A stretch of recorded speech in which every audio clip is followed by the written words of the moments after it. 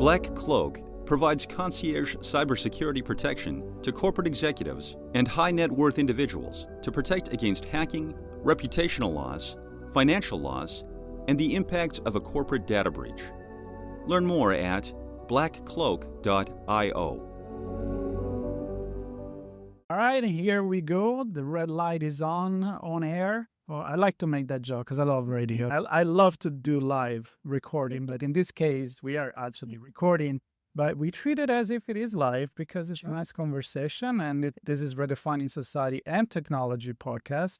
My guest today is someone that I was supposed to meet in person in London, but it got a little crazy during InfoSecurity Europe, so we say, hey, let's meet again. And thankfully, Abadesi, very nice of you to take the time to meet with me. And I figure, let's just talk about technology in general. We don't need to focus on cybersecurity. We're not in London at InfoSecurity Europe. And I feel like it's going to be a really fun conversation, especially because we already chatted a little bit before he recorded. I think I should have already recorded that. But hey, here we are. So welcome to the show. I'm really excited to have you.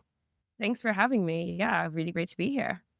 Yeah. So how about we start with a little introduction about who you are? I mean, I know your background is very multicultural and you keynoted into security. So, tell us a little bit about where you come from and how you got connected with technology and cybersecurity as well. Yeah, absolutely. Well, yeah, thank you so much for having me. I have had such a great fortune to work at everything from big tech like Amazon to small startups like Groupon before the IPO, Hotel Tonight. Most recently, I was at Brandwatch, which is a SaaS company, social listening tools, as their first ever global vice president of community and belonging. But now I'm focused on my business, Hustle Crew, and our mission is really simple. We want to help ambitious teams in tech and beyond become more inclusive. And we think that we can do this by educating them on things like unconscious bias, curiosity, empathy, and I feel that, especially in an increasingly AI-obsessed world, it's these more human traits that are actually going to help us build products that genuinely make a positive social impact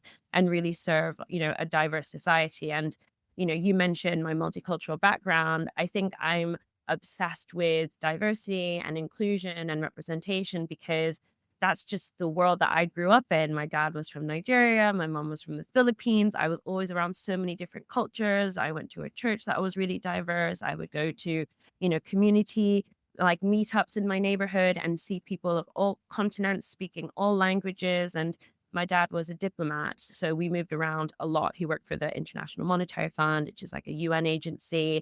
And in, the first few years of my life, I'd already lived in 4 or 5 countries, America, Tanzania, Kenya. And I would go to international schools and see friends from Scandinavia, Southern Europe, East Asia, South America. And you would go to, each other's houses after school. And it was like stepping into a new country on every play date, and we would have world culture days where we could wear our local dress and bring our local dishes. So before I was even a teenager, my assumption was that difference is amazing and difference is really, really good. And when I started working in tech, my first job was at Groupon. And because we were growing so quickly in London, we had a lot of diversity. We were just hiring so fast. And then as I spent more and more time in tech companies like Amazon, for example, getting more senior, I realized actually you don't necessarily always have lots of women, lots of cultures, lots of countries, lots of languages. And that's when I decided to start Hustle Crew, 2016, almost 10 years ago. I thought maybe if I start talking about this more, building community, helping companies, I can do, my part to make the industry more diverse by tackling what's stopping us from being diverse. Because, in a city like London, where I live, you can go to the tube station and see all types of people. And then you walk into a WeWork and you just see engineers, men. What's happening, So, why can't we replicate that diversity? So yeah, that's really what I focus on now through my work at Hustle Crew, through my podcast Tech-ish, through the articles I write, everything. Yeah, I'm actually, when I stay in London, because then it's easy to get to the Excel, I stay through the Elizabeth line and already 2 years, I stay in Whitechapel, which is very Bangladeshi community there. And I just walk the street and I feel like, I also live in LA, so I see a lot of diversity there too. But I I grew up in Italy, where I am right now, and I just share everything you just said because I found myself in the same situation when I started Nice. doing uh, technology and cybersecurity. Yeah, you just talk to a bunch of white dudes, and when I'm a white dude, so nobody's gonna get pissed about me saying that because it's the truth. Yeah. And so I started looking into from a sociological perspective and a psychological as well. Like things like when you have diversity, you actually come out with product that work for everybody, Yeah. and I think you make better product. And I Mm. think not many people can deny that. And Mm. I honestly don't know why we find ourselves still talking about this because apparently not everybody got the memo. So, what do you do for, let's say, like, all right, let me tell you this again and again and Yeah. again. Like, Yeah. what could you think could be the tipping point that where Mm. you know Yeah. behavior culture takes time and sure, but what is your perspective and experience on that? That's a really great question because I know before we started recording, we were talking a bit about how philosophy and ethics and sociology, human behavior, psychology, all these things are increasingly, you know, present in the world of technology, whether it's about how we design our products or how we engage users. And your question of how do I tackle the repetitiveness of this conversation, or how do I tackle the resistance to change? I think it all comes down to influence. That's really what education is. Education is a way to influence someone and say, you may not have seen this, you may not understand this, but I'm going to show you that this is a new way of thinking that can be really beneficial to you, really valuable to you. And that's what I think also makes it really hard, because what influences you, Marco, as a person, of your, lived experience isn't necessarily the same for like another Marco. So, Hmm. education for the masses is only effective when you can target each individual. And one of the things that we try to do at Hustle Crew is use like every tool in our arsenal. So sometimes we focus on storytelling. If you think of films like Hidden Figures, which highlighted these amazing Black women in NASA, these Hmm. amazing mathematicians and software engineers, that was a really powerful way for people to go, oh, wow, women were involved in the Cold War and like the space race. That's crazy. I didn't know that. Black women, that's incredible. So sometimes we rely on storytelling. Sometimes we rely on data. Some people just want to know the numbers. They want to know, oh, I see women all the time. Why do we still need to talk about women in tech? And then it's helpful for us to say, actually, less than 1 in 5 tech workers are women, and that's even less when you think of engineering, R&D roles. So sometimes that's the approach we take. Other times it's even just more personal. If someone says a really biased comment like, oh, women don't make good coders or women don't make good salespeople, then I might say, who are the women in your life? Oh, well, I have a daughter. Okay, well, how would you feel if someone told your daughter, no, you can't be a salesperson. No, you can't be an engineer. I'm going to decide what you can do. And they say, oh, no, she can do whatever she wants. She can do anything. And I'm like, Hmm. well, exactly. So, sometimes you That's my really have point. exactly. So, it really depends. You have to meet people where they're at. And I think what is really interesting is like ultimately like what we know makes us who we are, but we don't really accept that. Mhm. So sometimes when you are in an educating role, you're almost trying to get someone to think differently about who they are. And people don't like that. People don't want to feel like they're wrong. And people don't want to feel also like ashamed or guilty, right? If you say to someone, hey, you over there, yeah, you have a lot of privilege. You've had a lot of, opportunities that other people haven't had. You could then set someone on a road where they're questioning every role they've ever held and every position they've ever gained, going, wait, this isn't a meritocracy. I wasn't the best person for the job. Like I can't even begin to start thinking that because I'm going to feel bad or I'm going to feel Mm. ashamed. And so it's also sometimes about messaging things in a way where we're not here to focus on those feelings. We're here to focus on the future opportunities to make change. You know what I mean? Like what can we do now that we know this? What can we do to level the playing field, to promote more young girls to study STEM subjects so that they can grow into amazing, engineers or product people. And then also, how can we build cultures at work that make women want to stay? So if someone does something that makes someone feel unsafe, how can there be consequences for that? And similarly, if someone goes away to have kids, how can there still be opportunities for them when they come back? And not this idea like, oh, well, you have kids now, so you're probably stupider than you were before, or less focused, or whatever horrible assumptions people make. But this happens, like this does happen. So yeah, I think it's always going to be this way. I don't imagine a future where we don't have ignorance of these issues, or where the playing field is perfectly level, because it's baked into who we are to only care about the problems that affect us. And if it's a problem that doesn't affect us, it takes a really long time, lots of different ways to really understand. Oh, okay, I see what you're saying now. I'm going to try to do better, if that makes sense.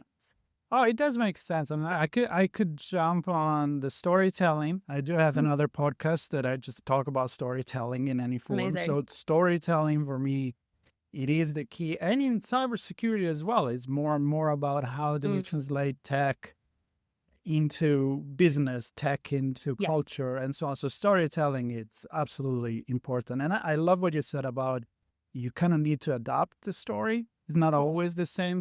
Maybe the moral of the story, the plot is the same, but you need to be very careful on how you deliver it. And, when you're a speaker, you kind of need to read the room, right?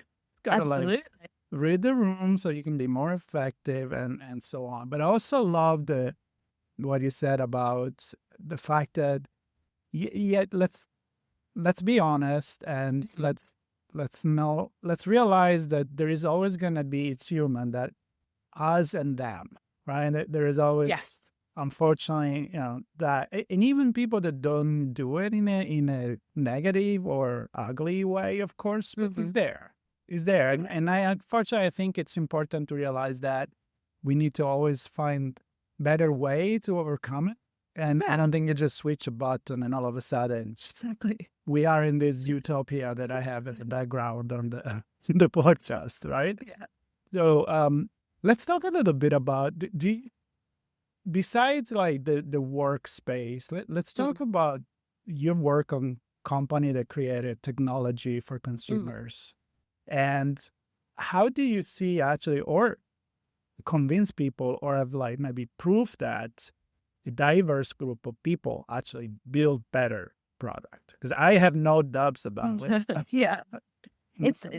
It's a great question. And I think, when it really like strikes a chord for people or hits home for people is often when stories go viral on social media or on the internet. Like I remember when TikTok first launched, there was a lot of content of expats who live in China. So, foreigners that come and live in China. And there were a lot of videos of, Black migrants that had moved to China, like Black expats, trying to use like hand dryers, like, photosensitive, light sensitive hand dryers. Yeah. And it wouldn't pick up their dark skin. They always had to show like the white side of their palms. Otherwise the hand dryers wouldn't be activated. And these would just go viral and people would laugh and like, did no one think to like test this on like dark skin?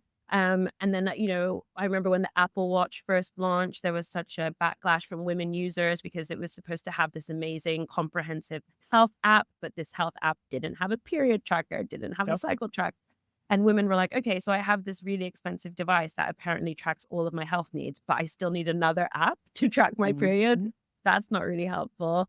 And, I remember when the study from Georgia State University, maybe around 2018, 2019 came out, where they had done tests of autonomous vehicles going to pedestrian crossings and detected that autonomous vehicles weren't recognizing dark-skinned pedestrians. So they weren't stopping in the tests for dark-skinned pedestrians.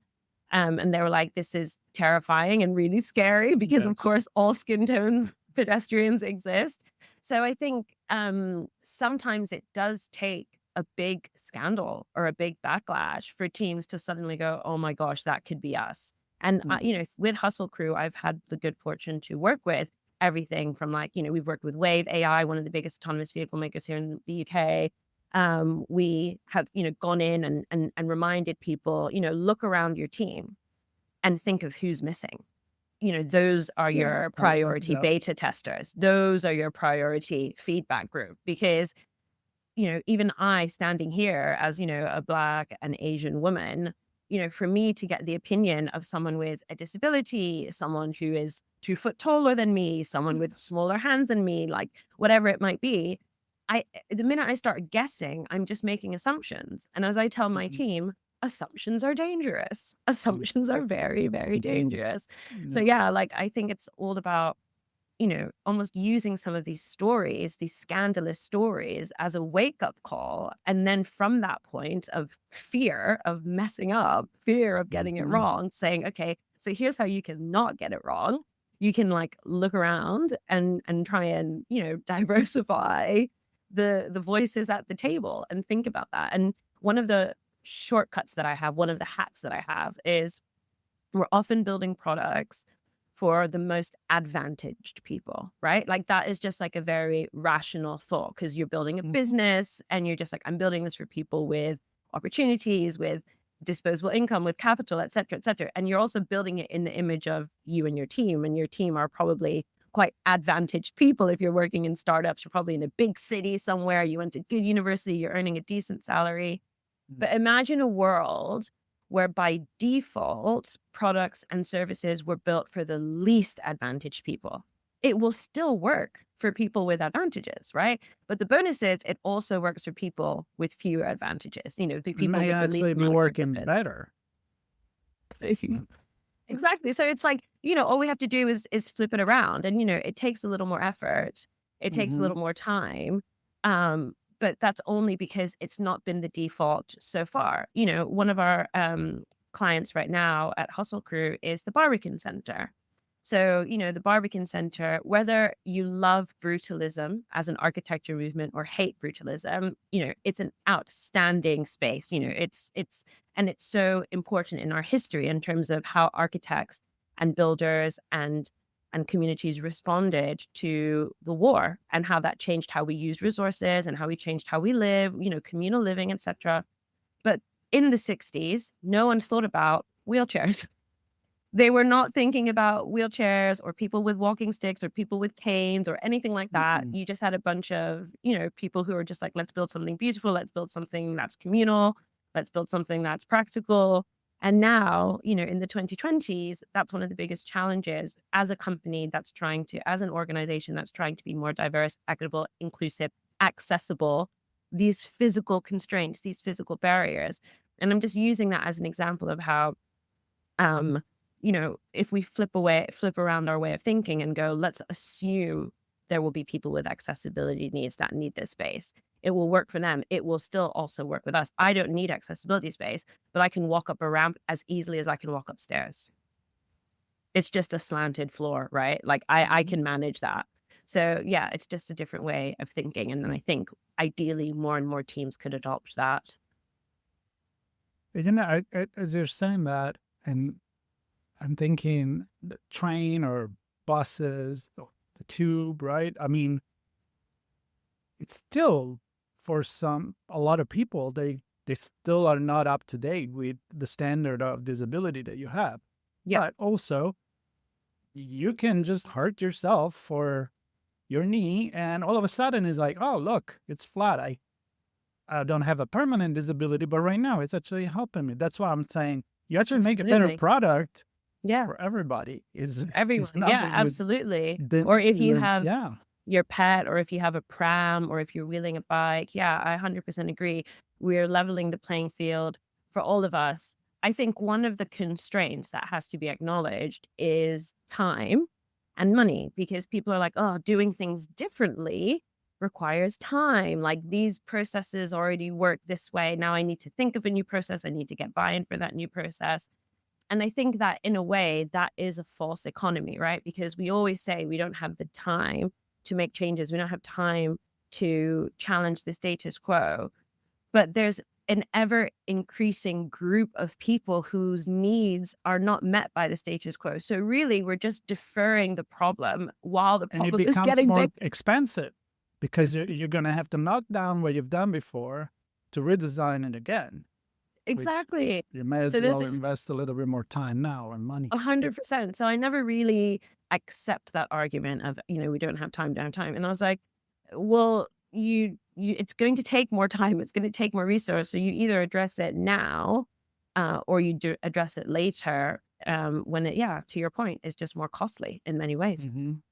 You know what I want to talk about in the time that we have left? Like the different technology that now we have. So instead of saying, okay, technology is a consequence of our way of thinking, we're now on a point where we have generative artificial intelligence, Yeah. we have simulation, we have a ton of data, we're building robotics.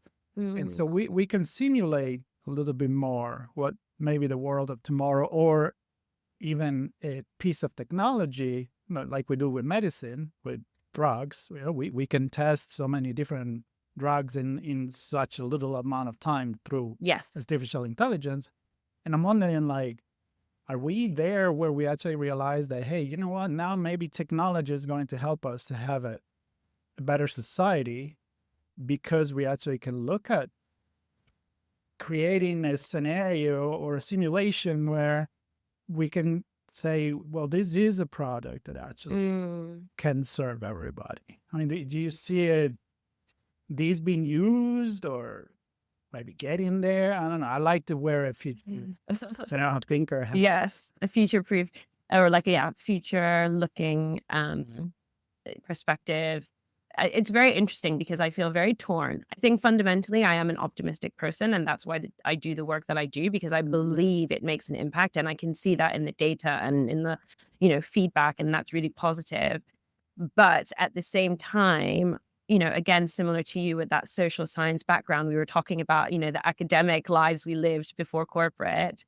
I'm very aware of the fact that, in a way, we are our biggest problem, right? Like, I think the reason why we haven't found this ideal society isn't for lack of the technology to get us there. I think it's, to your point, that we have these brains that aren't really evolved thousands of years. Very prehistoric in a way. Yeah, that get us into this thinking of us versus them, or get us into a scarcity mindset, or are very Fear. driven by fear, anxiety, concern, and we remember negative things more than positive things, and we're always scared, and we're always anxious, and we're always feeling lonely and misunderstood and disconnected. And that's even more so the case with social media. If you read some of the scary stuff about young people, children, teenagers, and how they're really struggling to, have boundaries with screen time, and struggling to make, authentic off-screen connections with each other, IRL connections with each other. So I think one of my concerns about artificial intelligence is how it will further divide us. And I think it's something that we have to be really mindful of. So the first thing is from a wealth perspective. Most Gen AI that is being used every day is owned by a small group of people. And we already have super wealthy people from big tech companies, and we can see that that hasn't necessarily like trickled down into society. If anything, they're so creative with their taxes that we're really not seeing the benefits of all of that money coming into government, coming into society. So there's that. And then I think there's the skills gap. I was at a 70th birthday party, my father-in-law's 70th birthday party on the weekend, and my husband and I use AI probably every day, generative AI.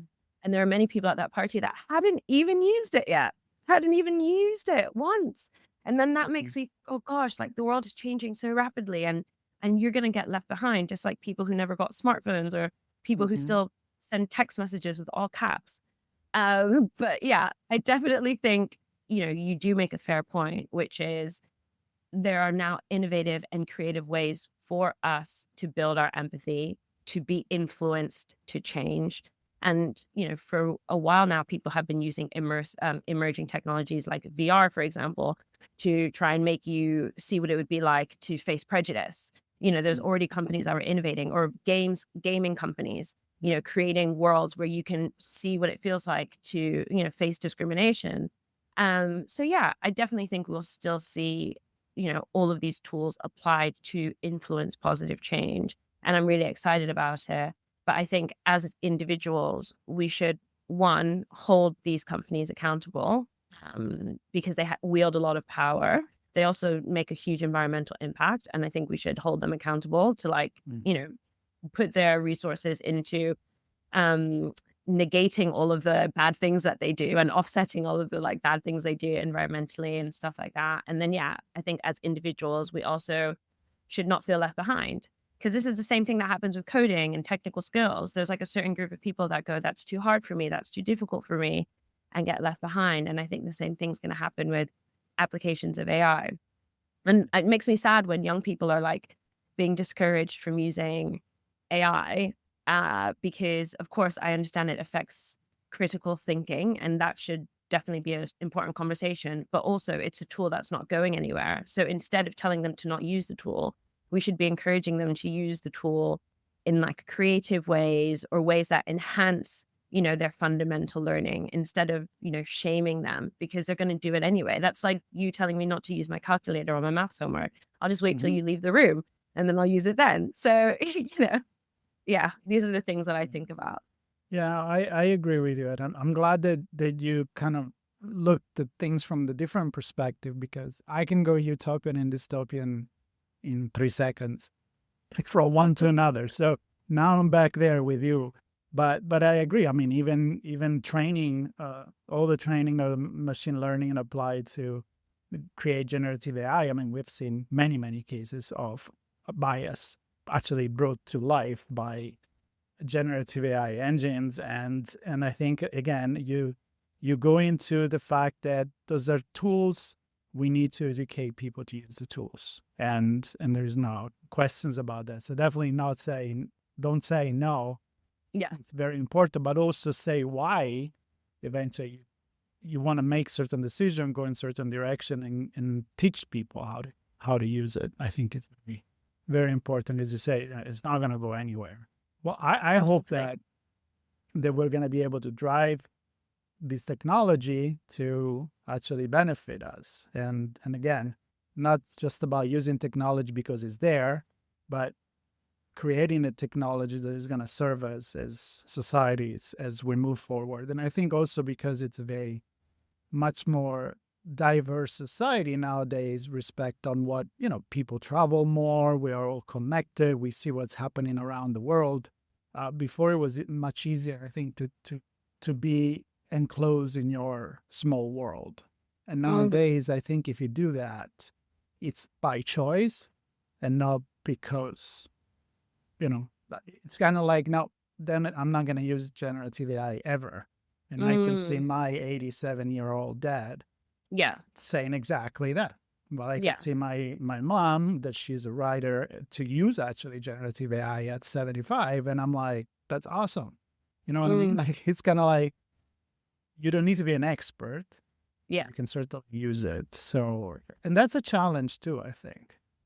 Yeah, absolutely. I mean, I think one of the things that I'm very curious about, because right now, generative AI is a more pleasant experience than, let's say, searching Google, because you're not seeing ads, you're not seeing these AI summaries, you're not seeing sponsored content. You want a quick answer and you're getting it. And if you want it refined, you can do that. It will be very interesting to see the long arc of time. Like, I kind of want to fast forward into the future and see what happens when these companies become obsessed with becoming profitable and scaling quicker, how they start thinking about monetization. At the end of the day, capitalism is quite predictable. So advertising is not far away. And then the relationship we have in terms of the trust we have will inevitably start shifting, and there'll be something maybe new on the horizon, who knows. But that's what I'm extremely curious about now. Like, what does our relationship with these tools look like as inevitably advertising and other monetization strategies start to creep in? I don't know if you saw the most recent season of Black Mirror on Netflix. But, there's an episode where this, incredible innovative technology brings someone back to life. So they pay for this subscription plan and it helps them basically stay conscious. But over time, they start getting ads streamed into their consciousness. And to not have to listen to the ads, they have to pay more and more and more. And I just think, is that going to happen with Gen AI? Are we going to have to pay more or do something to make sure that the answers we're getting aren't sprinkled with sponsored content? Let's see.